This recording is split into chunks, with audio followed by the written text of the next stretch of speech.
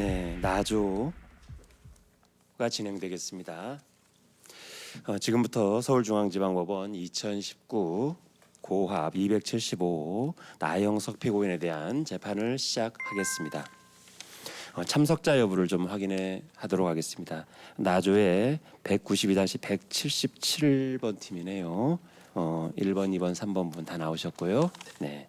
변호인 측에 192-184번 팀에 1번, 2번, 3번 네, 다 나오셨고요. 네.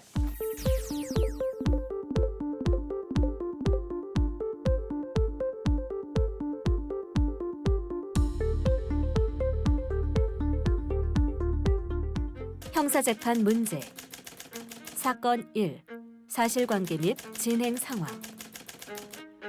피고인 나영석이 운영하는 일반 음식점 나인틴이 유흥주점 영업을 한다는 내용의 112 신고가 접수되어 서초경찰서 소속 경찰관은 검사에게 이 사건 업소에 대한 압수수색 검증영장을 신청하였으나 기각되자 이 사건 업소에 대한 점검 및 단속 목적으로 손님을 가장하여 방문하였다.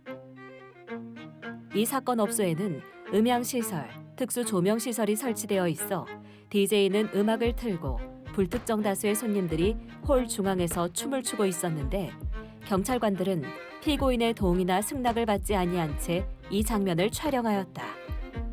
피고인은 이 사건 이전에도 경찰관들에 의해 식품위생법 위반 혐의로 송치된 적이 있으나 검사로부터 단속 당시 사진의 영상이 흐려 혐의 없음 처분을 받았다.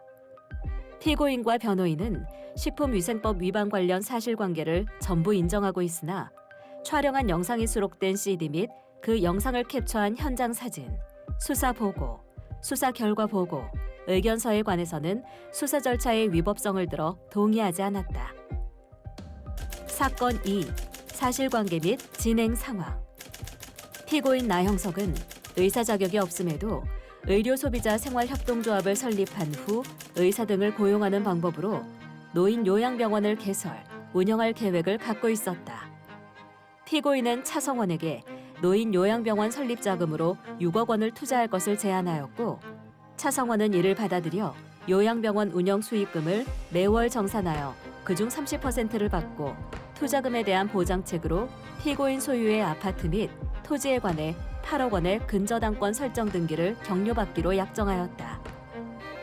차성원은 출자금의 일부로 1억 원을 피고인의 계좌로 송금하였고 피고인의 가족과 지인으로 구성된 형식적인 발기인 대회에서 이사로 소개되었으나 투자금에 대한 보장책으로 제공받기로 한 담보 문제와 관련하여 불화가 발생하였다. 차성원은 피고인에게 송금한 돈을 반환해 줄 것을 요구하였으나 피고인은 차성원의 약정 파기로 손실을 보았다는 이유로 이를 거부하여 차성원은 피고인을 상대로 투자금 반환 청구의 소를 제기하였다. 피고인은 병원 설립 자체를 장담할 수 없게 되자 본인 계좌와 배우자 이민정의 계좌에서 보관하고 있던 약 2억 7천만 원의 돈을 전액 인출한 뒤 개인의 대출 원리금 채무를 상환하는 데 사용하였다.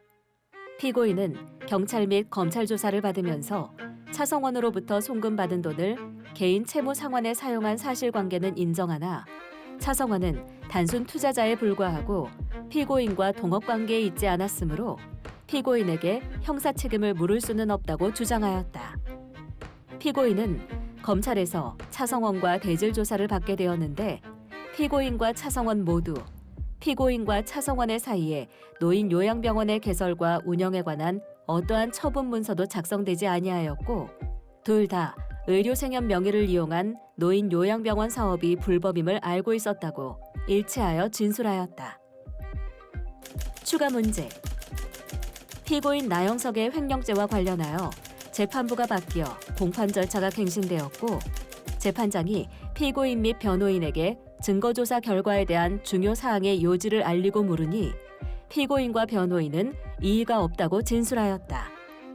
차성원은 공판 절차가 갱신되기 전에 증인으로 출석하였으나 피고인이 증인 신문 도중 차성원에게 수차례 욕설을 하여 재판장이 피고인의 퇴정을 명하였고 피고인의 퇴정 이후 이루어진 반대 신문 과정에서 변호인이 피고인의 출석 상태에서 나머지 신문을 할 수 있게 해달라고 요청하여 증인 신문 기일이 속행됨에 따라 피고인과 차성원의 약정 내용, 차성원이 노인병원 설립에 관여한 정도 등 핵심적인 사항에 관하여는 반대 신문이 이루어지지 못하였다. 속행된 증인 신문 기일 이전에 피고인과 차성원은 합의를 하였고, 차성원은 증인 불출석 사유서만을 제출한 후 기일에 불출석하였고, 그 이후 연락이 끊어졌으며 증인 구인 영장도 행방을 알 수 없어 집행되지 못하였다. 이에 피고인과 변호인은 반대 신문권이 보장되지 못하였음을 이유로 공판 조서 중 차성원의 진술 기재 부분과 경찰 및 검찰에서의 차성원에 대한 진술 조서의 증거 능력에 대해 다투고자 한다. 먼저 사안의 쟁점을 좀 정리해 보겠습니다. 검찰 측 2분의 범위 내에서 이 사건의 주요 쟁점이 무엇인지 말씀해 보십시오. 예, 검사 측 쟁점 정리 시작하겠습니다. 피고인의 식품위생법 위반의 점에 관하여 첫째, 경찰관 박정희 등이 피고인이 운영하는 이 사건 업소에 출입하여 증거를 수집한 이 사건 수사는 검증에 해당하지도 않고 피고인의 기본권을 침해하지도 않아 임의 처분에 해당하고 이를 통해 증거를 수집한 절차가 적법하다는 점. 둘째, 설령 수사에 하자가 있다고 하더라도 제출된 증거들은 위법 수집 증거 배제 법칙에 예외에 해당하여 증거 능력이 인정된다는 점. 셋째, 이 사건 수사에 영장이 필요하다고 해도 영상 촬영은 범행의 현행성과 증거 보전의 필요성 및 긴급성, 상당성 요건을 충족하여 증거 능력이 인정되므로 결국 피고인의 식품위생법 위반의 점이 유죄로 인정된다는 점에 대하여 의견을 개진하겠습니다. 또한 피고인의 횡령의 점에 관하여 첫째, 노인요양병원 개설, 운영에 관한 피고인과 피해자 차성원 간의 출자 약정은 조합계약 혹은 이에 준하는 무명계약에 해당하여 피고인이 피해자의 출자금을 보관하는 지위에 있다는 점. 둘째, 피해자가 투자금 반환의 소를 제기한 것을 조합 탈퇴 의사로 해석할 수 없다는 점. 셋째, 피고인에게 횡령의 고의와 불법 영득 의사 역시 인정된다는 점. 넷째, 피해자의 출자금 지급이 불법 원인 급여에 해당하지도 않아 반환 청구권이 부정될 여지도 없어 피고인의 죄책이 인정된다는 점에 대하여 의견을 개진하겠습니다. 네, 알겠습니다. 변호인 측 이와 관련해서 변호인 측이 생각하는 쟁점이 무엇인지 요약해서 말씀해 주십시오. 네, 변호인 측 쟁점 정리하도록 하겠습니다. 먼저 식품위생법 위반의 점에 대하여 수사기관 제출 증거 일체는 위법 수집 증거로서 그 증거 능력이 부정된다는 점. 이에 따라 자백보강 법칙에 의하여 유죄가 선고될 수 없는 사안에 해당한다는 점. 피고인이 정당한 법률에 착오를 하였기에 무죄임에 대하여 변론하도록 하겠습니다. 더하여 횡령의 점에 대하여는 이 사건 계약은 익명조합 계약에 해당한다는 점, 가사 계약이 무효라고 하더라도 불법 원인 급여에 해당하므로 횡령죄를 인정할 수 없다는 점에 대하여 변론하도록 하겠습니다. 이에 더하여 공판 절차상의 증거 능력에 대하여 더 말씀드리겠습니다. 이 사건에서는 수사기관 진술 조서 등 경찰 및 검찰 작성 각 피의자 신문 조서 등의 증거 능력이 문제가 되고 있습니다. 이에 대해서는 형사소송법 제312조 제4항의 문제로서 이에 따라 해당 증거의 증거 능력을 인정하기 위해서는 적법 절차, 실질적 진정 성립, 특신 상태, 반대 신문권의 보장 등이 주요한 쟁점이 될 것입니다. 이에 대하여 실질적으로 피고인 및 변호인에게 그 책문권이 보장된 바가 없기 때문에 반대 신문권이 보장된 바 없어 해당 증거들의 증거 능력을 인정할 수 없다는 점에 대하여 변론을 진행하도록 하겠습니다. 네, 잘 알겠습니다. 양측 쟁점을 잘 정리해 주셨습니다. 그러면 지금부터 각 팀당 약 8분 정도 시간을 드릴 테니까 본인들의 주장을 상세하게 말씀해 주시기 바랍니다. 먼저 검찰 측부터 의견을 말씀해 보십시오. 네, 검사 측 주변론 시작하겠습니다. 먼저 경찰관 박정희 등이 피고인이 운영하는 이 사건 업소에 출입하여 증거를 수집한 이 사건 수사는 임의 처분에 해당하여 영장 없이 증거를 수집하였더라도 적법합니다. 헌법재판소는 영장에 의하지 아니하고 체포, 압수, 수색을 하거나 실질적으로 이와 동일한 행위가 나타나는 경우 영장주의 원칙을 위반하였다고 보고 있습니다. 결국 신체의 자유나 주거의 자유 등 기본권을 실질적으로 제한하는 경우에만 강제 처분으로서 영장이 요구된다고 보아야 합니다. 본건의 경우 경찰관 박정희 등이 물리적 강제력을 행사하거나 이에 준하는 행위를 하지도 않았고 일반적으로 공개된 이 사건 업소에서 사람과 물건을 인식한 행위를 피고인의 기본권을 침해하는 강제 처분으로 볼 수도 없습니다. 물론 대법원은 일반인의 출입이 허용된 음식점이라 하더라도 영업주의 의사에 반하여 출입하였다면 주거침입죄가 성립한다고 판시한 바 있습니다. 그러나 이는 사회적 비난 가능성이 심히 중대하여 영업주가 용인하기 어려운 행위를 염두에 두고 출입한 경우에나 그 출입이 영업주의 의사에 반한다고 제한적으로 해석해야 합니다. 그렇지 않는다면 사후적으로 영업주의 마음에 들지 않는다는 이유로 모든 행위를 주거침입죄로 의율할 수 있게 됩니다. 이 사건 수사는 경찰의 범죄 현황 확인을 내용으로 하고 있어 비난 가능성이 없어 영업주의 의사에 반한다고 볼 수 없습니다. 따라서 이 사건 수사를 영장을 요하는 강제 처분으로 보아선 안 될 것이며 이를 통해 수집한 증거들의 증거 능력 역시 인정되어야 합니다. 둘째로 이 사건 수사에 하자가 있더라도 제출한 증거는 위법 수집 증거 배제 법칙의 예외에 해당합니다. 이 사건 수사는 범행 확인 및 방지를 위한 경찰관의 의무를 다한 것이며 그 과정에서 신분을 표시하는 증표를 제시하지 않는 등 이미 처분으로서 하자가 있다고 하더라도 적법 절차의 본질을 침해하였다고까지는 볼 수 없습니다. 반면 이 사건 증거들은 수사의 필요가 절실하고 현실적으로 마땅한 대안도 없는 상황에서 형사소출을 위해 반드시 필요한 증거들이므로 그 증거 능력을 부정하는 것은 형사사법정의의 실현을 저해하는 것입니다. 마지막으로 이 사건 영상이 수록되어 있는 CD는 별도의 적법 절차에 따라 수집된 것으로 증거 능력이 인정됩니다. 대법원은 영상 촬영 당시를 기준으로 범행의 현행성, 증거 보전의 필요성 및 긴급성, 상당성 요건이 구비된 경우 영장 없이 영상을 촬영하였더라도 증거 능력을 인정한 바 있습니다. 경찰관 박정희 등이 영상 촬영할 때 손님들이 춤을 추고 있어 범행의 현행성이 인정되고 해당 시간에 촬영을 하지 아니하면 이후 범행 현장 자체가 사라질 수 있으므로 증거 보전의 필요성 및 긴급성 또한 인정됩니다. 나아가 영상 촬영 외에 마땅한 방법이 없고 영상 촬영이 피고인의 기본권을 침해하지도 않았으므로 상당성 또한 인정됩니다.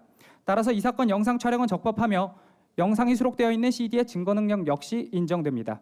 이상의 증거를 종합할 때 피고인의 식품위생법 위반의 점이 넉넉히 인정되는 바 피고인을 엄벌하여 주시기 바랍니다. 네, 다음으로 횡령의 점을 시작하기 전에 추가 쟁점인 횡령의 점에 대한 차성원의 진술조서 등에 대한 증거 능력에 대해서 먼저 확정하고 의견 개진하도록 하겠습니다. 먼저 첫 번째로 제2회 공판조서 중 차성원의 진술기재 부분에 대해서 먼저 보겠습니다. 대법원 2009도 9344 판례는 피고인을 퇴정하게 하여 피고인이 증인신문 과정에 참여할 수 없었던 경우라고 하더라도 재판장이 다음 공판기일에 공판조서에 의하여 증인신문 결과 등을 고지하고 소송 관계인이 이에 대해 이의를 제기하지 아니하였다면 책문권의 포기로서 증인신문 절차의 하자가 치유된다라고 설시하고 있습니다. 사안에서는 제3회 공판기일에서 재판장이 전회 공판심리의 요지 및 차성원의 진술 요지를 공판조서에 의하여 고지를 하였고 피고인과 변호인이 변경할 점이나 이의할 점이 없다라고 진술한 바 있습니다. 또한 제4회 공판기일에서도 공판조사 갱신 절차를 거치면서 갱신 전 증거조사 결과에 대해 차성원과 변호인이 또한 이의 없다라고 진술한 바 있습니다. 따라서 이 사안에서 피고인의 반대 신문권이 보장되지 아니하였다고 하더라도 하자가 치유되어 증거 능력이 인정되는 사안입니다. 다음으로 차성원에 대한 수사기관 진술조서 중에 반대 신문이 이루어지지 않은 나머지 28문항에 해당하는 부분에 대해서 보겠습니다. 변호인 측은 이 부분이 형사소송법 312조 사항의 요건을 충족하지 않는다고 주장하고 있는데요. 형사소송법 314조 증거능력에 대한 예외를 살펴보면 공판기일에 진술을 요하는 자가 사망, 질병, 외국 거주, 소재 불명, 그 밖에 이에 준하는 사유로 진술할 수 없는 때에는 조서를 증거로 할 수 있다라고 정하고 있습니다. 사안에서 소재 불명의 의미에 대해 판례는 소환장이 주소 불명 등으로 송달 불능이 되어 소재 탐지 촉탁까지 하였는데 소재 수사를 하였어도 진술 요하는 자의 소재를 확인할 수 없는 경우를 가리킨다고 보고 있습니다. 사실관계를 살펴보면 이미 재판장이 여러 방법으로 차성원에 대한 증인 소환장 송달을 시도하였고 송달 불능되었습니다. 또한 차성원에 대한 소재 탐지 촉탁을 하였으나 행방을 알 수 없다는 결과 보고가 도착한 바가 있고 증인 구인 영장을 발부하였으나 집행되지 못하였습니다. 또한 차성원 명의로 개통된 모든 전화번호에 대해서 연락을 취해 보았으나 연락되지 않았습니다. 이를 모두 종합하여 볼 때 이미 재판장이 가능하고 상당한 수단을 다하여서 차성원에 대한 구인을 하였다고 볼 수 있으므로 소재 불명에 해당하여 증거 능력이 인정된다고 보아야 합니다. 다음으로 피고인이 피해자 차성원의 출자금을 보관하는 지위에 있다는 점에 대해서 검사 측 의견 주장하겠습니다. 피고인은 피해자 차성원과의 동업계약에 따라 피해자의 출자금을 보관하는 자입니다. 이 사건 사업이 피고인의 개인 사업인지 동업인지를 판단하기 위해서는 피해자가 1억 원을 출자하게 된 경위뿐만 아니라 그 이후에도 사업에 어떠한 방식으로 관여하였는지 전체적 종합적으로 고려하여야 합니다.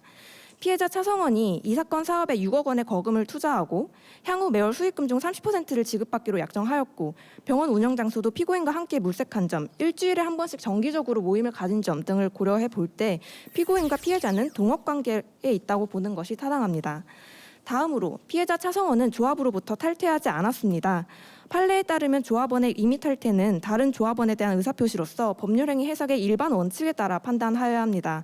또한 민법 716조는 부득이한 사유 없이는 조합에 불리한 시기에 탈퇴하지 못한다라고 규정하고 있는데 사안에서 이 사건 사업이 아직 조합 설립이 완료되지 않았고 임대차 계약 및 공사 계약 잔대금을 지급하지 않아서 손해배상 청구 소송을 당할 위험에 노출되어 있는 상황에서 조합의 불리한 시기에 해당한다고 보아야 하고 피해자가 주장하는 이러한 사유들이 부득이한 사유라고는 볼 수 없기 때문에 피해자는 탈퇴하였다고 볼 수 없습니다. 예, 마지막으로 피해자 차성원의 출자금이 불법원인 급여가 아니라는 점에 대하여 간략히 말씀드리겠습니다. 사안에서 피고인과 피해자가 생협을 설립해서 노인요양병원을 운영하기로 한 합의는 의료법 위반을 내용으로 하고 있어 무효이기는 하지만 선량한 풍속 기타 사회질서에 반한다고까지는 볼 수 없습니다. 서울고법 2001-36940 판결에서는 본 사안과 같이 의료법 위반의 약정이 문제된 바 있는데 약정이 강행법규에 위반되어 무효라고 하더라도 그에 따른 급부를 불법원인 급여라고 보기 어렵다라고 설시한 바 있으며 이러한 판시는 상고심에서 확정되었습니다. 또한 피해자가 피고인과 함께 이 사건 사업의 동업자로서 공동사업을 수행하였으나 이는 사후적 사정일 뿐이고 불법원인 급여인지를 판단하기 위해서는 피해자가 출자한 시점에서 재반 사정을 종합적으로 검토하여야 합니다. 피해자는 출자 당시에 불법성에 대해서 막연하게만 인식하고 있었고 어떠한 과정을 거쳐 불법적인 결과에 이를지 예상할 수 없었습니다. 불법원인 급여로 단정할 수 없는 경위입니다. 설령 불법원인 급여에 해당한다 해도 피고인의 불법성이 피해자보다 현저히 더 크다고 보아야 합니다. 피고인은 의료법 위반을 내용으로 하고 있는 이 사건 사업계획을 최초로 구상하였고 투자를 제안하기도 했습니다. 비록 피해자가 이에 소극적으로 가담한 것은 사실이지만 이를 주도한 피고인의 불법성이 그것보다 현저히 크고 소극적으로 가담한 피해자의 불법성은 비교적 미약하다고 보아야 할 것입니다. 따라서 여전히 피해자가 피고인에게 금전의 반환을 구할 수 있다고 해서 정책 목적에 반하거나 심의, 정의나 형평의 관념에 반하지도 않습니다. 피고인 횡령의 점에 대해서 엄벌하여 주시기 바랍니다. 이상입니다. 네, 수고했습니다. 자, 변호인 측 이에 대해서 반대 취지의 변론해 보십시오. 먼저 이 사건 출입에 대해 살펴보겠습니다. 사법경찰관의 이 사건 영업장 출입 행위는 위법한 강제 수사입니다. 우리 법에서는 경찰관이 수사 목적으로 영업장이나 주거에 침입하는 경우에는 재산권이나 영업의 자유 등이 침해될 가능성이 크기 때문에 이에 대한 별도 규정을 두고 있습니다. 첫 번째 그러한 규정으로 경찰관 직무집행법 제7조 2항에 따르면 경찰관은 위해 예방 목적으로 관리자에게 출입을 요구 후 출입해야 하며 제4항에 따라 신분증을 제시하여야 합니다. 그러나 본 사안에서는 경찰관은 불법 채증의 목적으로 출입하였고 관리자에게 출입을 요구한 적도 신분증을 제시한 적도 없습니다. 규정된 목적, 형태, 행태, 절차를 모두 어긴 것입니다. 또한 다른 규정으로 풍성영업규제법에 근거한 출입으로도 인정될 수가 없습니다. 풍성영업규제법 제9조 1항에서는 제3조의 음란검사 목적으로 신분증을 제시 후에 출입할 수 있도록 규정하고 있습니다. 그러나 본 사안에서는 경찰관이 제3조 목적도 아닌 유흥시설 검사 목적으로 출입하였기 때문에 본 규정에 따른 출입으로 인정될 수도 없고 마찬가지로 신분을 제시하지도 않았습니다. 검사 측에서는 이에 대해서 경지법 직무집행 저지행위로 보아야 한다고 주장하고 있으나 이에 대한 사실관계가 외부적으로 피해가 발생한 적도 없고 아무런 행위 없이 몰래 촬영하는 행위를 경찰관 직무집행 저지행위로 판단하는 것은 불합리하다고 생각합니다. 무엇보다 불법 출입 후 수사기관은 영상 촬영을 감행하였습니다. 영상 촬영은 검증 내지 검증과 유사한 강제 수사에 해당하고 수사기관은 법률에 따라 사전영장을 발부받아야 하고 예외적인 경우에 사후영장을 발부받을 수도 있었습니다. 그러나 본 사안에서는 사전영장은 물론 사후영장마저 발부받지 않았습니다. 검사 측에서는 이에 대해서 아무런 침해가 없다고 주장하고 영업주의 의사에 반하지 않는다고 주장하나 이미 혐의 없음 처벌을 받았고 영장이 기각된 상태에서 다른 목적도 아닌 피고인에 대한 수사 목적을 위해서 출입한 행위가 영업주의 묵시적 의사에 부합한다고 주장하는 것은 다소 무리하다고 생각합니다. 따라서 해당 증거와 이에 근거한 2차 증거는 영업장 출입의 위법과 영장주의 위반의 위법이 명백한 위법수익 증거에 해당하고 형사소송법 제308조 2항에 따라 증거 능력을 인정할 수 없습니다. 물론 우리 법원이 사진 촬영에 대해서 범죄의 현행성, 증거 보전의 필요성과 긴급성, 일반적으로 허용되는 상당한 방법 등의 허용 요건을 충족할 경우 임의 수사라고 인정한 경우도 있습니다. 그러나 본 사안에서 증거 인멸의 가능성이 매우 낮다고 보아야 합니다. 조명 등 설치물을 해체하는 데는 상당한 시간이 걸리며 증거 인멸의 정황도 발견되고 있지 않습니다. 계속되는 영업 중에 영장을 받고 출입이 언제든지 가능하고 피고인이 이미 동일 범죄로 송치된 경력이 있음에도 영업장을 정리하지 않고 있었다고 본다면 긴급성을 인정할 수 없습니다. 무엇보다 범죄 혐의가 충분히 입증되지 않았음에도 적법한 출입이 실패하자 불법하게 출입하여 신분을 숨기고 촬영한 행위는 일반적으로 허용된 상당한 방법이라고 할 수 없습니다. 이에 대한 검사 측의 적절한 해명을 부탁드립니다. 따라서 이 사건 촬영 행위는 판례의 허용 요건을 갖추지 못한 강제 수사에 해당하며 적어도 법률에 따라 사후에 지체 없이 영장을 받아야 합니다. 이어 횡령죄에 대해서 변론하겠습니다. 다음으로 횡령의 점에 대해서 발표하도록 하겠습니다. 횡령의 점에 관하여 첫째, 이 사건 계약은 익명조합 계약에 해당하는 점. 둘째, 가사 계약이 무효라 하더라도 불법 원인 급여에 해당하므로 횡령죄를 인정할 수 없다는 점에 대해서 변론하도록 하겠습니다. 판례는 내적 조합과 익명조합의 구별 기준으로 세 가지를 제시하고 있습니다. 첫째, 내부의 공동사업의 존재 여부. 둘째, 업무 검사권 행사를 통한 관여 여부. 셋째, 재산 처분 및 변경에 있어 전원의 동의 필요 여부가 그러한 세 가지 요건입니다. 그럼 이 세 가지 기준에 입각하여 사안의 경우 익명조합에 해당함을 주장하도록 하겠습니다. 첫째, 피고인과 차성원 간에는 공동사업 영위의 목적이 인정되지 않습니다. 차성원은 단순 투자 권유를 받은 것에 불과하고 사업 진행의 핵심인 사업계획서를 피고인 단독으로 작성하였으며 발기인 대회 등도 모두 피고인이 주도하였습니다. 또한 상호 출자만으로는 조합개혁으로 볼 근거가 빈약하며 근저당권 설정 등기는 투자금 회수를 위한 담보 설정 계약에 불과하고 간단한 의견 제시나 송금만으로는 동업자 지위를 인정하는 것은 합리적이지 않습니다. 또한 인테리어 업자 등이 피고인과 차성원을 공동 피고로 하여 소를 제기한 것은 단순한 투자금 회수 가능성 증대를 위한 채권자의 합리적 선택에 불과하다고 볼 수 있습니다. 둘째, 차성원은 업무 검사권을 가지고 조합 업무에 관여한 바 없습니다. 피고인은 차성원에게 조합원 모집을 보고한 사실이 없고 일주일에 한 번 모임을 가진 것만으로는 관여를 인정하기에 부족합니다. 셋째, 재산의 처분 또는 변경에 차성원의 동의가 필요하지 않습니다. 투자자금의 송금에 피고인의 기존 계좌를 사용하여 영업자의 재산과 혼화가 있었고 피고인의 입장에서는 자기 명의의 계좌이므로 운영상의 처분이나 변경에 투자자의 동의가 더 이상 필요하지 않습니다. 앞선 부분에서는 투자계약이 유효임을 전제로 하여 익명조합에 해당하고 피고인이 출자금 보관자의 지위에 있지 아니함을 살펴보았습니다. 이하 부분에서는 투자계약이 무효임을 전제로 하여 그러한 경우에도 불법 원인 급여에 해당하여 횡령죄가 성립하지 않음을 살펴보도록 하겠습니다. 사안의 경우 비의료인의 의료기관 운영을 금지한 의료법에 위반되고 소비자생활협동조합법에 따라 설립된 의료기관의 경우에도 해당 법률은 그대로 적용됩니다. 따라서 투자금으로 지급된 부당이득의 처리만이 문제됩니다. 이와 같은 부당이득의 경우 민법 제746조의 적용을 받아 급부반환 청구권은 소멸되고 영업자인 피고인의 반사적 이익으로 귀속되게 됩니다. 그렇다면 이는 타인 소유의 재물이 아니므로 횡령죄는 성립하지 않습니다. 또한 판례가 예외적으로 인정한 불법성 비교론에 따를지라도 차성원의 투자는 사업 진행에 있어 필수 불가결한 요소였다는 점, 차성원의 투자 금액이 피고인 투자 금액보다 큰 점, 차성원 역시 불법임을 인지하였음에도 지속적으로 조언을 아끼지 않은 점을 들어 차성원의 불법성 또한 적지 않다고 볼 것입니다. 또한 불법성 비교를 들어 이러한 예외를 인정한다면 법이 불법적인 투자 행위를 보호해주는 셈이 되어 횡령죄 처벌과는 별개로 앞으로 더 많은 탈법 행위를 조장할 우려가 있습니다. 네, 이어서 공판 절차에서 문제되었던 증거 능력에 대하여 변론하도록 하겠습니다. 먼저 수사기관 진술조서의 증거 능력을 인정함에 있어 본 사안에서 형사소송법 제312조 제4항의 요건들이 갖추어졌는지가 문제가 됩니다. 증거 능력을 인정하기 위해서 본 사안에서는 특별히 반대 신문권이 인정되었는지 여부가 쟁점이 될 것입니다. 반대 신문권에 대하여서는 현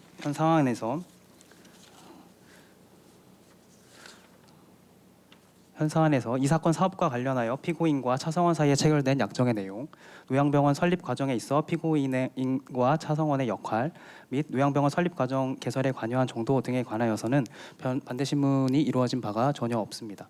무엇보다 그에 앞서 전체 55개의 변호인 질문한 질문 사항 중 과반에도 이르지 못하는 27개의 질문에 대하여서만 변호인만이 제정한 상황에서 반대 신문이 이루어졌다는 점 또한 실질적으로 이 사안에 있어 피고인에게 반대 신문권이 인정되었다고 볼 상황이 인정하기가 매우 힘듭니다.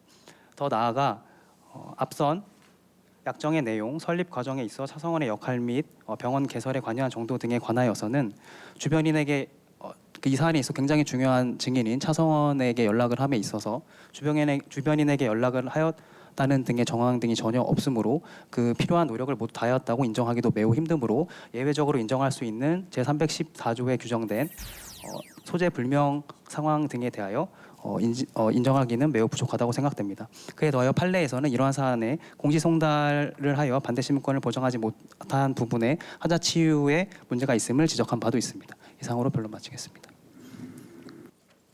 변호인 측이 변론을 했는데요. 이에 대해서 검찰 측 혹시 답변할 사항이 있으시면 한 5분 정도 시간 범위 내에서 한번 답변해 보십시오.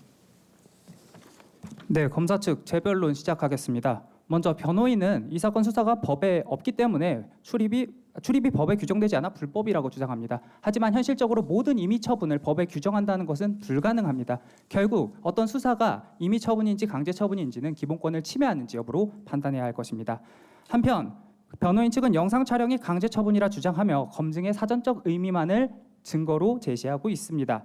하지만 오감을 이용해서 대상을 인식하는 것은 실황 조사의 경우에도 마찬가지입니다. 앞서 말씀드린 바와 같이 결국 임의 처분인지 강제 처분인지를 구분하는 것은 기본권을 침해하였는지 여부를 기준으로 판단해야 할 것이고, 주변론에서 말씀드린 바와 같이 이 사건 업소는 일반적으로 공개된 장소로서 주거의 자유를 침해하지 않았습니다. 두 번째로 영상 촬영의 적법성에 관해서도 동의하기 어렵습니다. 피고인 측은 증거 보존의 필요성 및 긴급성과 관련하여 수사기관 자체가 사건 업소에서 범행이 일어나고 있음을 확인하였다라고 주장하며 증거 보존의 필요성이 인정되지 않는다라고 주장하였습니다. 그러나 이는 사실관계와 다릅니다. 수사기관은 범행이 일어나고 있는지 여부를 확인하고자 해당 업소에 들어간 것입니다. 또한 상당성에 대해서도 타당하지 않습니다. 변호인 측은 범죄 혐의가 없어 상당성이 없다라고 주장했는데, 이는 위에서 필요성 및 긴급성을 얘기할 때 경찰이 이미 범행을 확인했다라고 말한 것과 배치됩니다. 또한 상당성이라는 것은 기본적으로 기본권을 침해했는지 방법이 상당한지 여부를 따지는 것이지 범죄 혐의를 기준으로 따져서는 안 될 것입니다. 마지막으로 법률의 착오는 법률의 해석상 도저히 받아들이기 어렵습니다. 해당 행위가 죄가 없다고 검사가 피고인에게 말한 적이 전혀 없습니다. 다만 증거가 없기 때문에 과거에 불기소, 송치를 했을 뿐입니다. 만약에 변호인의 논리에 따르면 살인 행위가 일어난 다음에 증거 불충분으로 기소를 하지 않으면 앞으로 피고인이 그걸 믿고 계속 살인을 해도 된다는 논리인데, 이는 결코 받아들이기가 어렵습니다. 정당한 이유가 있다고 보기 어려울 것입니다. 예, 횡령의 점에 대해서도 재변론 드리겠습니다. 우선 지금 익명조합인지 내적 조합인지가 문제되고 있는데, 그것을 약정 당사자 간 의사표시를 해석해야 되는 문제인데, 근거로서 대외적으로 조합으로 표시된 바가 있는지 없는지를 왜 따지고 있는지에 대해서 의문점이 있습니다. 그런데 심지어 대외적으로 표시된 내용을 살펴보면 이사로 발기인대에서 소개가 되기도 했고, 인테리어 공사 중도금을 직접 냈다가 공동피고로 본안 피소를 당한 상태입니다. 이것만큼 더 이해관계자로서 대외적으로 동업관계로 인식되고 표시된 사정이 더 있을 수 있는지 반문하고 싶습니다. 그리고 공동사업의 영위 목적이 없다고 이야기하고 있는데, 처음부터 이른바 사무장병원 혹은 불법적인 노인요양병원을 설립하고 운영하기 위해서 공동사업을 영위하기 위해서 이 투자약정을 체결한 것이고, 그리고 차성원의 소재지가 저희 이 추가 쟁점을 비추어봐도 서초구 내지는 대전으로 보이는데, 이 서초구에서 부천까지 왕복 2시간 막히면 4시간인데 그런 목적 없이, 공동사업 목적 없이 그런 행위를 했다는 것은 이해할 수 없고, 일주일에 한 번 모여서 그러면 공동사업 목적 없이 어떤 이야기를 나눴다는 것인지 이해가 가지를 않습니다. 투자금과 관련된, 그리고 수익 배분과 관련된 부분에서도 잘 이해가 가지 않는 것이 4억 5천만 원 출자했고 6억을 출자했는데 수익 배분은 30%밖에 받아가지 않으니까 이것은 익명조합이다라고 주장을 하고 있는데 조합계약 자체가 조합계약에서 수익분배 비율을 자유롭게 정할 수 있는 것일 뿐더러 4억 5천만 원을 투자했다라는 이야기는 나와 있지도 않습니다. 주식 매매 대금의 액수가 4억 5천만 원이었다는 것이기 때문에 그런 근거가 빈약하다고 보여지고 또 재산의 처분 변경에 대한 동의권이 없었다라고 하는 것에 대해서는 가장 확실한 것은 도장이 2개 들어가는 공동명의 계좌를 이용하는 것일 겁니다. 근데 이러한 주장은 조합이 거래계에서 나타나는 모습을 완전히 무시한 주장이라고 생각이 됩니다. 계좌 대체만 하면 완전히 경제적 실질이 동일한데 그것을 이제 개인 계좌로 입금을 했다고 해서 관리처분에 대한 동의권이 없었기 때문에 마음대로 써도 된다는 주장은 받아들이기가 어려울 것 같습니다.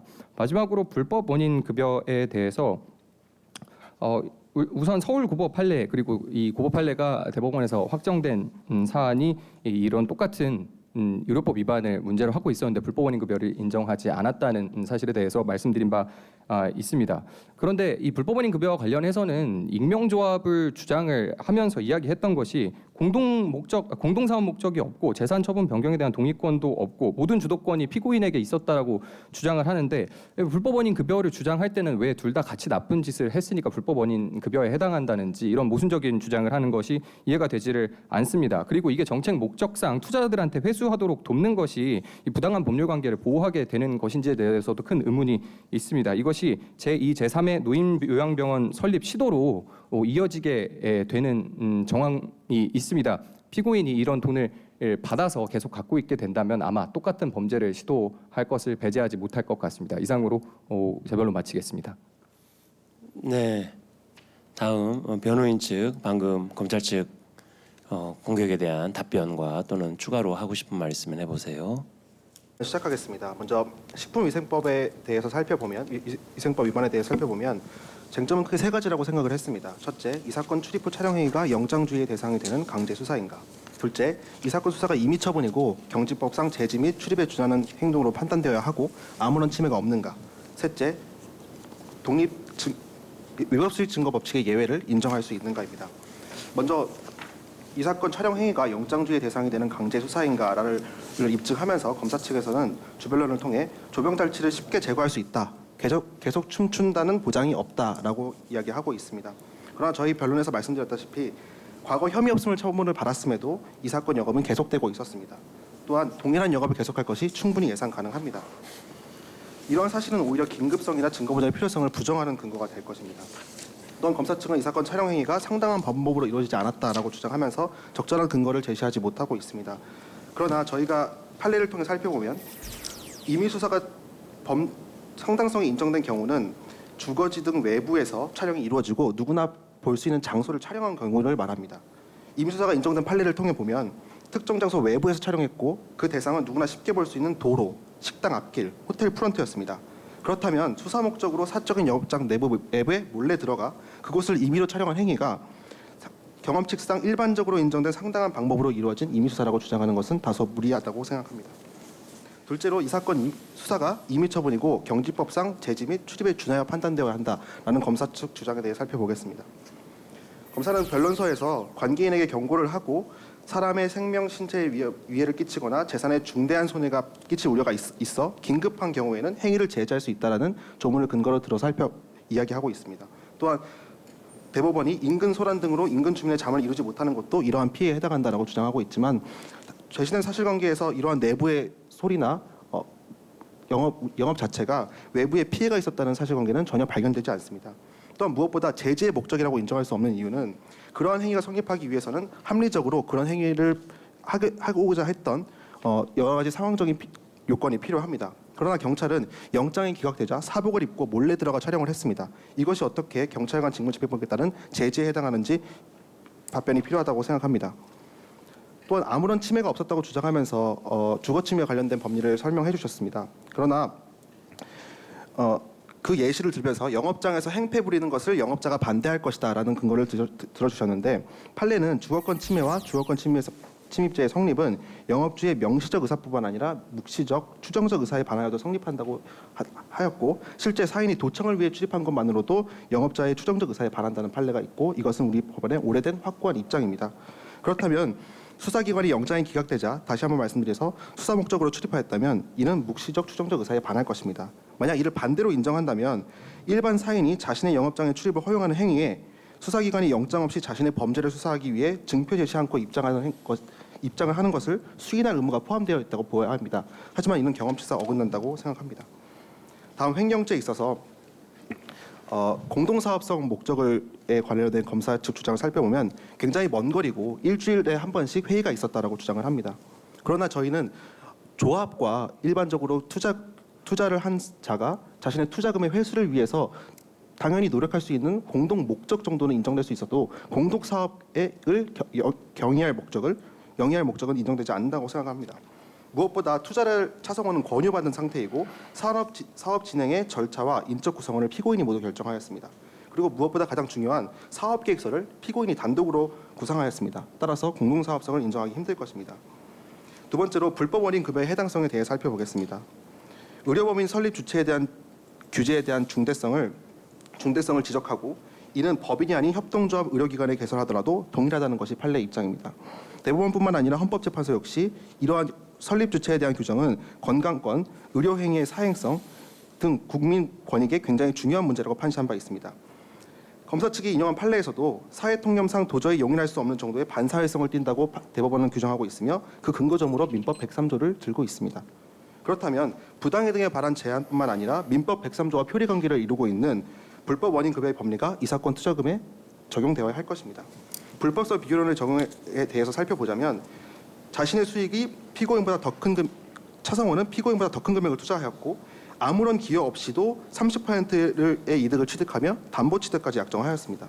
그러한 것이라면 피고인의 불법성이 현저히 큰 반면 차성원의 불법성은 경미하다고 할 수 없습니다.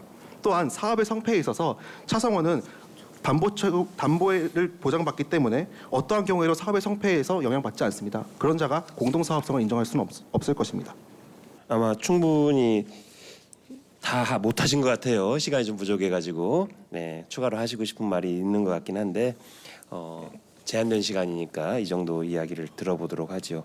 그리고 지금부터는 양측에 우리 재판부가 좀 궁금한 내용 위주로 좀 묻도록 하겠습니다. 원칙적으로는 검찰한테 좀 먼저 묻고 그 다음에 변호인 측에게 묻도록 하겠습니다.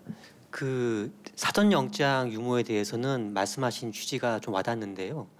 그 사후 영장 이 부분 어떻게 생각하십니까? 아까 그 검사 이 검사님 말씀하신 바에 따르면은 학설을 크게 세 가지로 물리력, 그다음에 의사, 기본권 이렇게 말씀해 주셨고 그런 점에서 볼 때 물리력은 당연히 없고 의사에 반한다는 점은 그렇게 의사를 확대할 것이 아니다. 그다음에 기본권을 본다면 결국 영업의 자유, 주거의 자유일 텐데 침해되지 않는다 이런 말씀 해주셨습니다.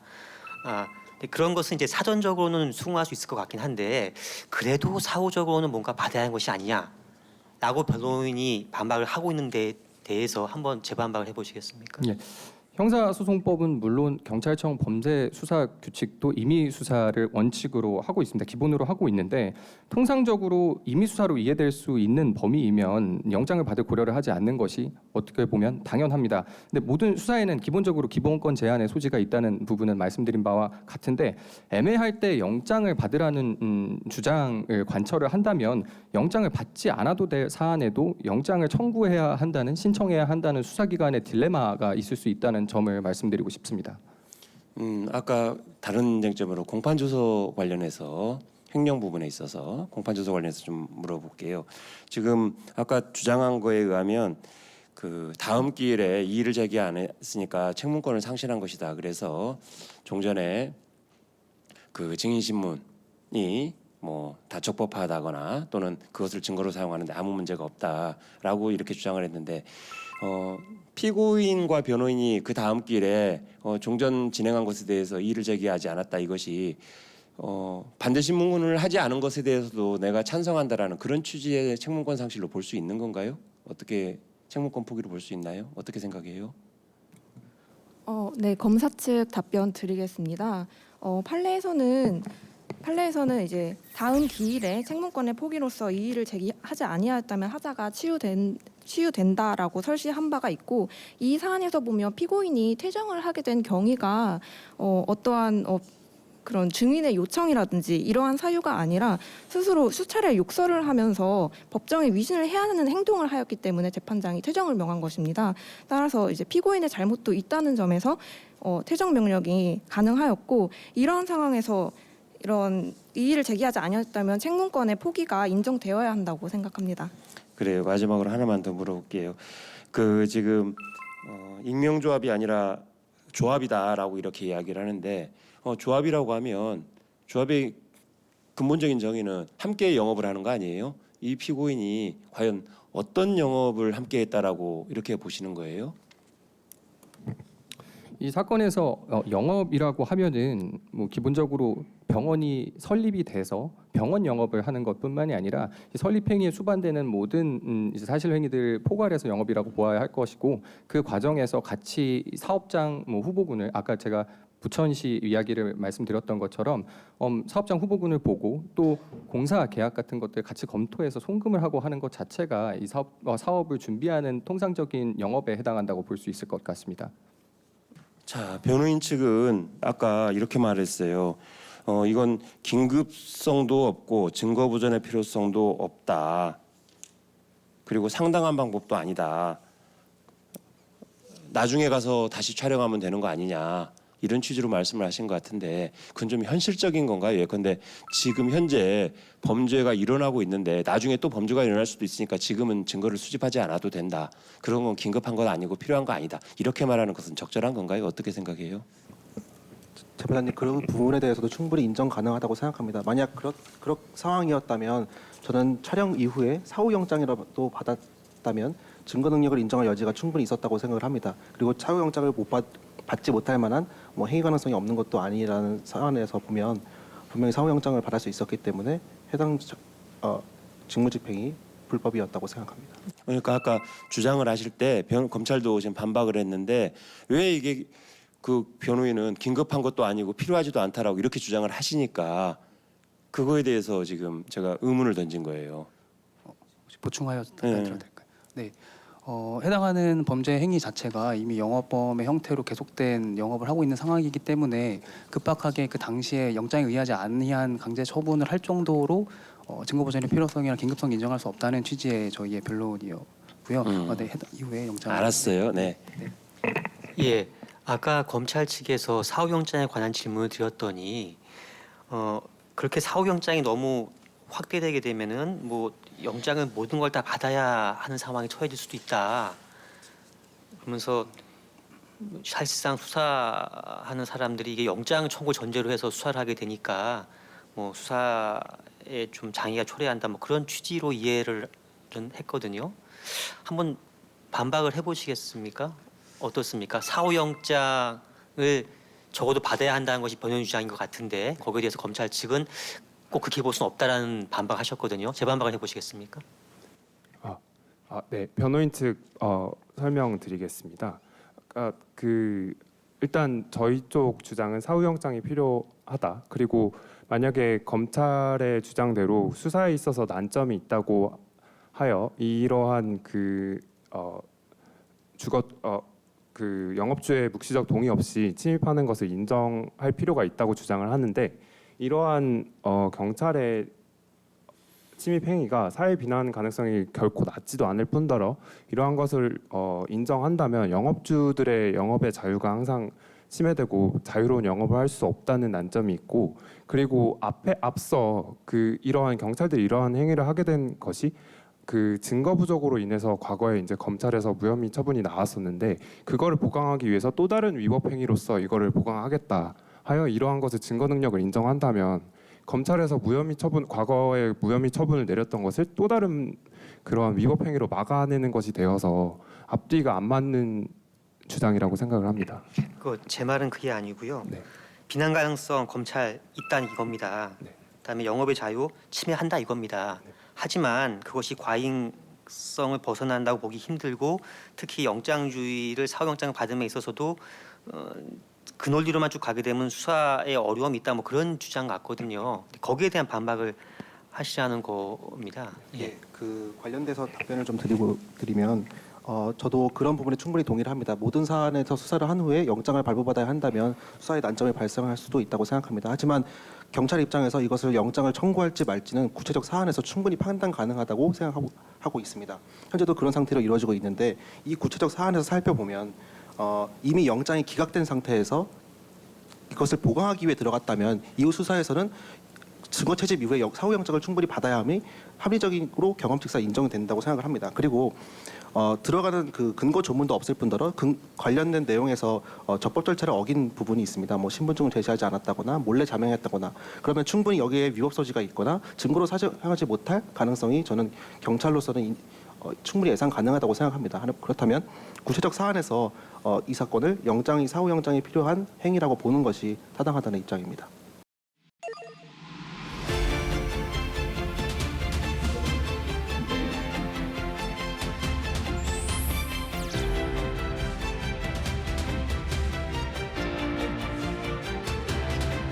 각 2분씩 드리겠습니다. 자, 시작하실까요? 따라서 이 사건 징역계약은 유효하므로 원고의 피고 김증녀에 대한 청구를 인용하여 주시기 바랍니다. 형사소송법 제325조 후단에 무죄를 선고해 주시기 바랍니다.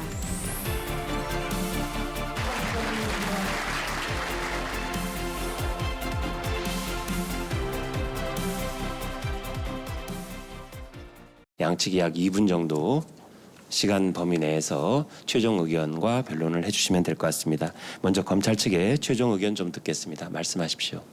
예, 검찰 측 최종 변론 드리겠습니다. 먼저 식품위생법 위반의 점에 대해 피고인 측은 사건의 진실을 호도하기 위해 현란한 개념 논리를 피고 있습니다.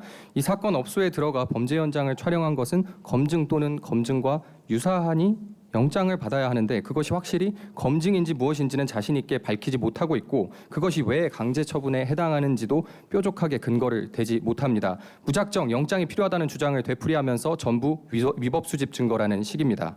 피고인은 영장주의의 모호한 영역에 숨어서 형사사법 체계를 비웃고 있습니다. 공교롭게도 지난해 이 사건과 같이 춤추는 감성주점으로 운영되었던 광주의 한 일반 음식점에서 붕괴 사고가 발생해 2명이 죽고 25명이 다쳤습니다. 국민의 생명과 안전을 위협하는 이런 범죄를 막기 위해 수사기관은 절박하게 노력하고 있습니다. 우리의 헌법과 형사소송법이 위규자에게 면죄부를 주기 위해 기본권 보호 조항을 두고 있었는지 본질적인 의문을 던지고 싶습니다. 횡령의 점에 대해서도 익명지업이라든지 불법 원인 급여라서 처벌할 수 없다는 등의 현란한 논리를 가져와 무죄를 주장하는 것에 충격을 금할 수 없습니다. 유리할 때에는 피해자가 관여한 적이 없으니 익명조합이라고 했다가 불리할 때는 같이 나쁜 일을 하려고 했으니 불법 원인 급여라고 동시에 주장하는 것이 납득할 수 있는 주장입니까? 피고인은 남의 돈을 멋대로 빼돌려 개인 용도로 사용하였고 아직 그 돈을 돌려받지 못해 전전긍긍하고 있는 피해자가 있습니다. 피고인 측 논리에 현혹된다면 그 다음은 경제적 이득을 얻은 피고인이 꾸미는 제2, 제3의 불법 노인요양병원 설립이 있을 것입니다. 피고인을 엄히 처벌하여 주시기 바랍니다. 이상입니다. 구형 의견은 어때요?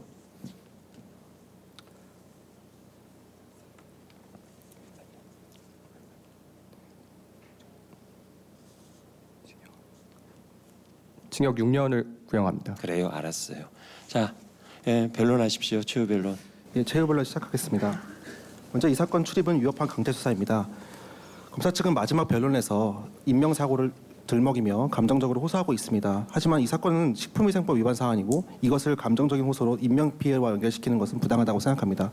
현재 우리 사법 절차에서 가정폭력의 경우에는 경찰관이 좀 자유롭게 출입할 수 있도록 입법 개정이 이루어지는 것으로 알고 있습니다.